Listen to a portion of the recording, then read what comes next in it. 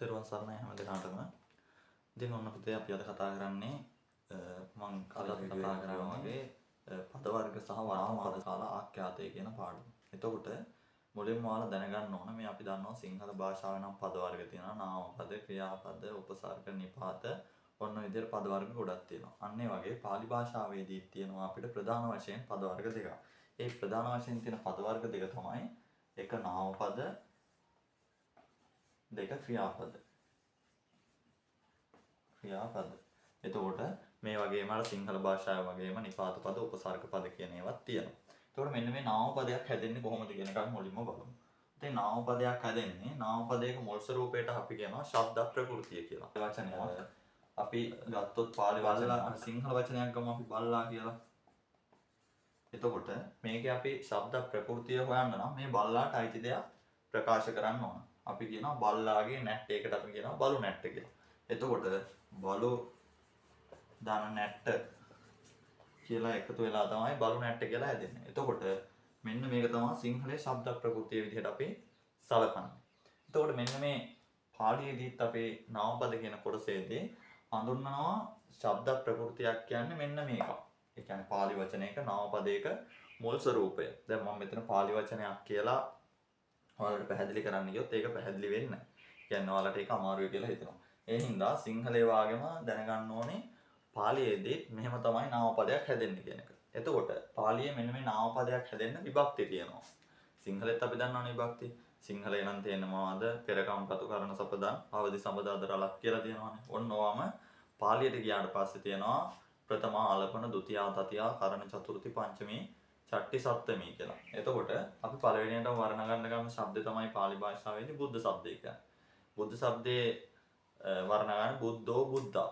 දැන් බුද්ධ කියන එකට මෙන්න මම ලියන්නම් කලපන්නේ. බුද්ධ. ඕකනේ පළවෙනි වචනේ බුද්ධ. දැන් අපි මේකේ ශබ්ද ප්‍රകൃතිය හොයාගන්නේ කොහොමද? ඔන්න ප්‍රශ්නයක්. පුතේ මේක ශබ්ද ප්‍රകൃතිය බුද්ධන ըද් වෙන්නේ. මේකට අයන් එකතු වෙලා තමයි පළවෙනි එක බුද්ධ කියලා හැදෙන්නේ. පැහැදිලිනේ? එතකොට මේක අපි ශබ්ද ප්‍රകൃතිය මේ විදිහට ආවට පාලියේදී මෙන්න මේකම තමයි ගන්නෙ. මේ වචනේම තමයි ශබ්ද ප්‍රകൃතිය විදිහට ගන්නෙ. බුද්ධ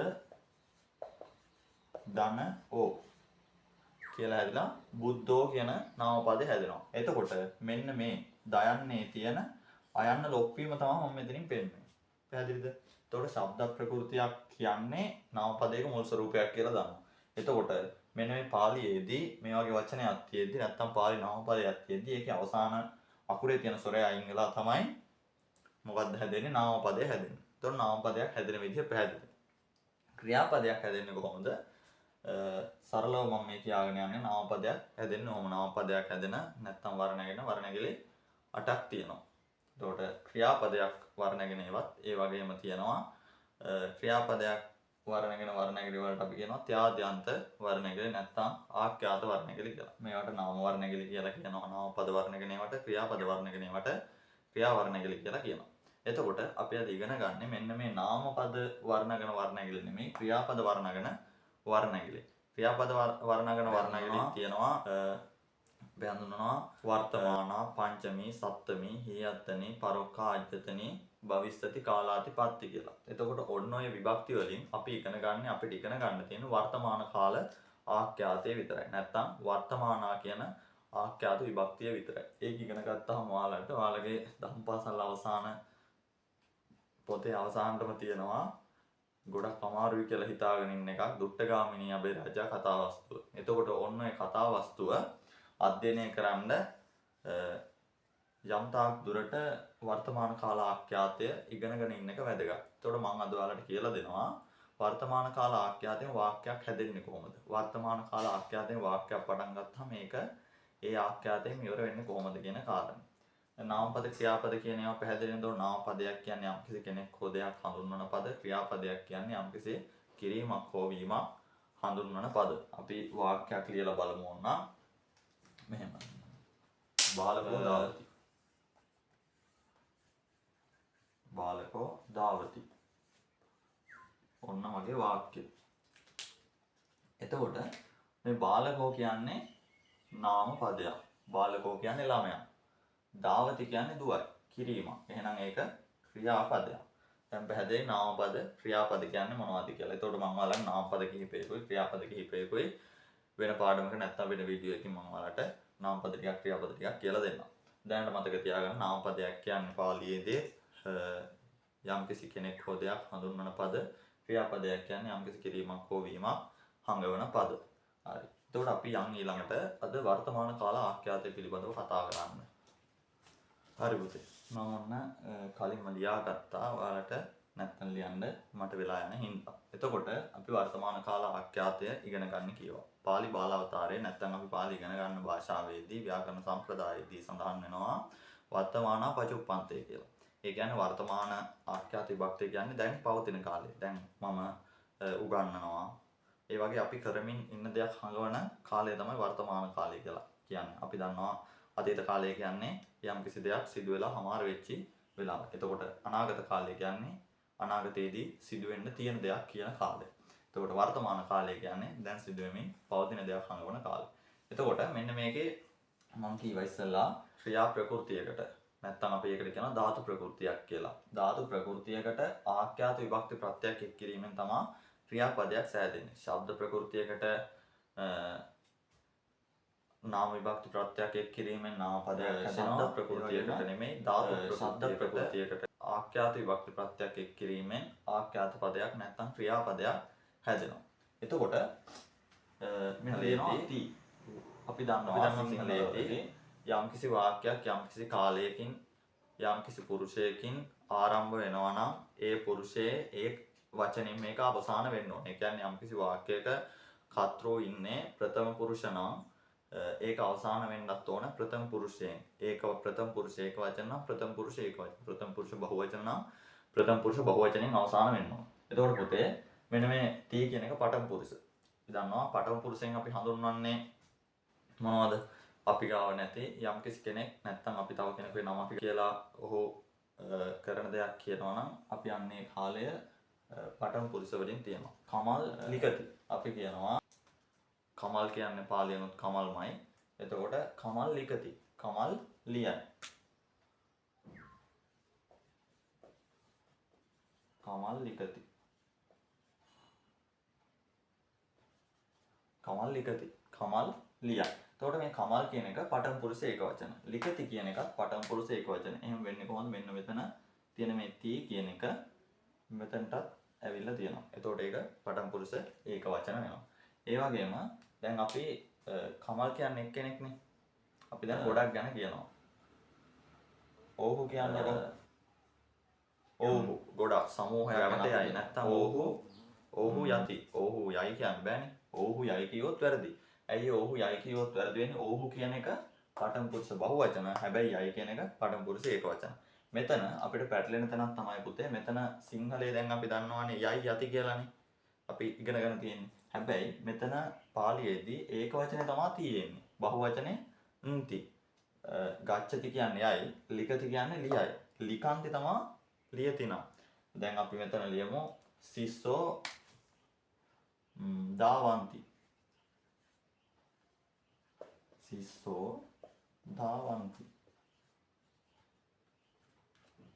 තියල් අල්නයන්නයි තියන්නේ. ඔයාලට පේන්නේ නැති මම මෙතන තියන්නේ. දාවಂತಿ. හරි. එතකොට මෙන්න මේක හරි. හැබැයි මෙතන සිස්සෝ දාවති කියලා ලියුවොත් වැරදි. සිස්සා මෙතන තියෙනවා. සිස්සා දාවಂತಿ. දැන් අපි මෙතන කමල් ලිකති. කමල් ලියයි කියලා ලියව හරි. හැබැයි පුතේ මෙතනට එද්දී අපි දැනගන්න ඕන මෙන්න මේ දාවಂತಿ කියන එකෙන් අවසාන වෙලා තියෙන්න ඕන. මෙතන දාවති කියලා තිබ්බොත් වැරදි. මෙතන දාවති හරි. මෙතන දාවಂತಿ කියලා අමාර වෙන්න ඕන. ඒ වගේම තමයි. එතකොට මෙන්න මෙතන අපි ගත්තේ පඨම පුරුෂ ඒක වචන වලට ගත්තේ නාම පදෙත් ඒක වචනයි. එහෙනම් මෙතන ගන්න ඕන නාම පදෙත් බහු වචනයි. අපි දන්නවා මම මුලින් සඳහන් කරා බුද්ධෝ බුද්ධා කියලා තමයි වර්ණ නැගෙන්නේ. එහෙනම් මේක මොකද්ද? සිස්සෝ සිස්සා කියලා වර්ණ නැගෙන්නේ. ඔයාලට මේකට මතක් කරන්න ඕනේ අපි ඉදිරියේ ඉන්න කෙනාට අපි කතා කරද්දී අපි මධ්‍යම පුරුෂ අපි ඉදිරි පිට ඉන්න කෙනෙකුට ආමන්ත්‍රණය කරද්දී අපි මධ්‍යම පුරුෂය යොදා ගන්නවා. එතකොට මධ්‍යම පුරුෂයේදී සී වලින් තමයි පාලියේ වාක්‍යයක් අවසාන වෙන්නේ. මධ්‍යම පුරුෂ අපි කියනවා ත්වං. තුන් වලින් වාක්‍යයක් පටන් ගත්තොත් සී වලින් අවසාන වෙන්න ඕන. තුම්හේ. තුම්හේ වලින් වාක්‍යයක් පටන් ගත්තොත් ත වලින් අවසාන වෙන්න ඕනි. අහං වලින් වාක්‍යයක් පටන් ගත්තොත් මී වලින් අවසාන වෙන්න ඕන. මයං වලින් වාක්‍යයක් පටන් ගත්තොත් ම වලින් අවසාන වෙන්න ඕන. එතකොට මෙන්න මේක මොකද්ද? පුතේ ත්වං කියන්නේ නුඹ. ත්වං කියන්නේ නුඹ. එතකොට නුඹ කියලා වාක්‍යයක් පටන් ගත්තොත් අපි දන්නවා සිංහලෙන් නුඹ ගමට යහි. අපි එහෙමනේ කියන්නේ.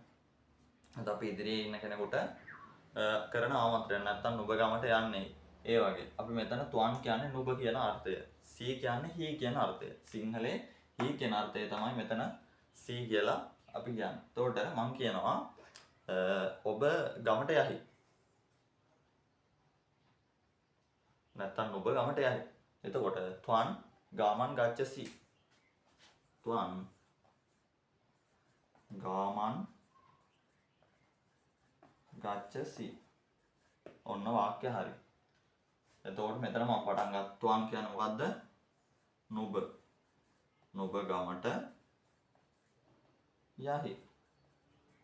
ඔන්න වාක්‍ය. තුම්හේ කියන්නේ එතකොට තුම්හේ කියන්නේ නුඹලා. ඒ කියන්නේ ගොඩක් මගේ ඉදිරියේ ඉන්න පිරිස ගොඩක් වෙන්න ඕන. එතකොට තුම්හේ නම් පටන් ගත්තොත් ත වලින් අවසාන වෙන්න ඕන. අපි කියනවා තුම්හේ පොත්තකම් පටත. ඔබලා පොත් පාඩම් කර හූ වෙනවා. තුම්හේ පොත්තකම් පටත. පටත කියලා වුණොත් මෙතන මොකද්ද? හූ වලින් අවසාන. මෙතන තියෙන්නේ තුම්හේ කියන්නේ නුඹ ලා කියන අර්ථය. නුඹ නෙමෙයි නුඹලා කියන අර්ථය තමයි තුම්හේ වලින් පැහැදිලි වෙන්නේ. එතකොට නුඹලා කියලා පටන් ගත්තොත් හූ වලින් අවසාන වෙන්න ඕන. ඔන්න දැන් අපි පඨම පුරුෂ ඉගෙන ගත්තා, මධ්‍යම පුරුෂ ඉගෙන ගත්තා. ඊළඟට අහං කියන එක නැත්තම් මේ වලින් අවසාන වෙන්නේ මොන වගේ වාක්‍යද කියන එක අපි දැනගන්න ඕන. ඉතින් මේ වලින් අවසාන වෙන්නේ අහං කියලා පටන් ගන්න වාක්‍ය. අහං කියන්නේ පාලියේදී මම. අහං කියන්නේ මම, මයං කියන්නේ අපි. එතකොට සිංහලේ නම් මම කියවොත් මේ යොදන්න, අපි කියවොත් මෝ යොදන්න කියලා අපි දන්නවා. ඕන පාලියටත් ඒක ඒ විදිහටම ඇවිල්ලා තියෙනවා. අහං වලින් වාක්‍යයක් පටන් ගත්තොත් මේ වලින්මයි අවසාන වෙන්නේ.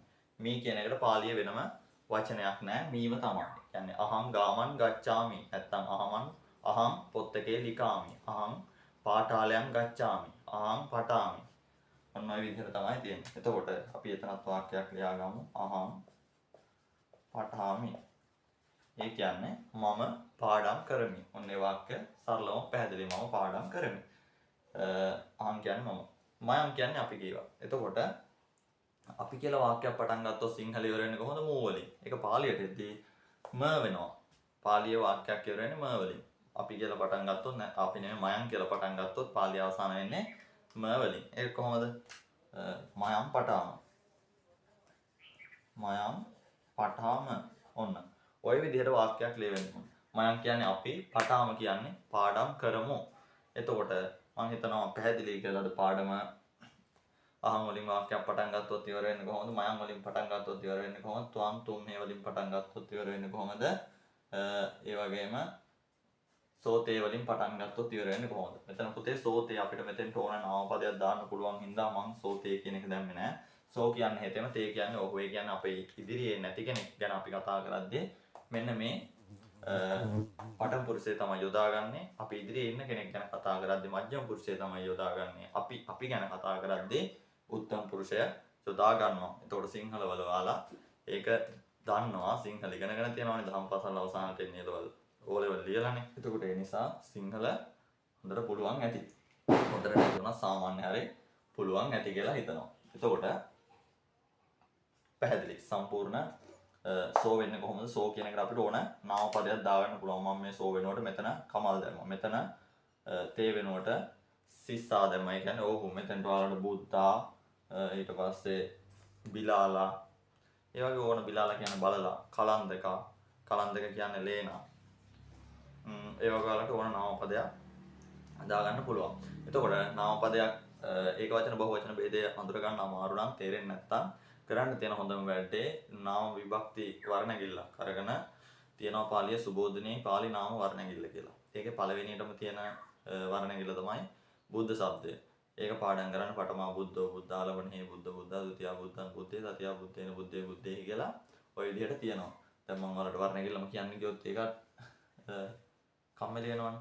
ඒ හින්දා ඒක චුට්ටක් පාඩම් කරගන්න. මොකද ඉස්සරහට යද්දී ඔයාලට අර ඊළඟට අර දුට්ටගාමිනී අබේරාජා කතාවස්තු එහෙම සෑහෙන්න තියෙනවා. මේ වර්තමාන කාලයෙන් සහ අතීත අනාගත කියන කාලවලින් අතීත අනාගත කාල විභක්ති කියලා දෙන්න මම පාඩම කියලා දෙද්දි මේක මේ කාලය කියලා ඔයාලට පැහැදිලි කරලා දෙන්නම්. එහෙනම් පුතේ මම හිතනවා අද පාඩම ඔයාලට තේරෙන්නේ නැති කියලා මොකක් හරි ප්‍රශ්නයක් තියෙනවා නම් අනිවාර්යෙන් ඒ ප්‍රශ්නෙට ඒකට පිළිතුරු ලබා දෙනවා. එහෙනම් හැම දිනාටම තෙරුවන් සරණයි. ඒත් එක්ක මතක් කරනවා ඔයාලගේ විභාගේ ලං වුණාට පස්සේ විභාගෙට සතියක් ටිකක් හෝ තියලා අනුමාන ප්‍රශ්න පත්‍ර සාකච්ඡාවක් කරන්න බලාපොරොත්තු වෙමින් ඉන්නවා. ඒකත් එක්ක සම්බන්ධ වෙන්න ඔයාලා ඊට කලින් මේ පාඩම් මාලාව අනිවාර්යයෙන්ම අධ්‍යයනය කරලා ඉන්න. මොකද මුලින්නම් ඉගෙනගෙන ගියොත් ඔයාලට අනිවාර්යෙන් පාලි ප්‍රශ්න පත්‍රයට නිවැරදිව මුහුණ දෙන්නට පුළුවන්කම ලැබෙයි කියලා මම විශ්වාස කරනවා. එහෙනම් අද පාඩම මෙතනින් නිමාවටපත් කරනවා.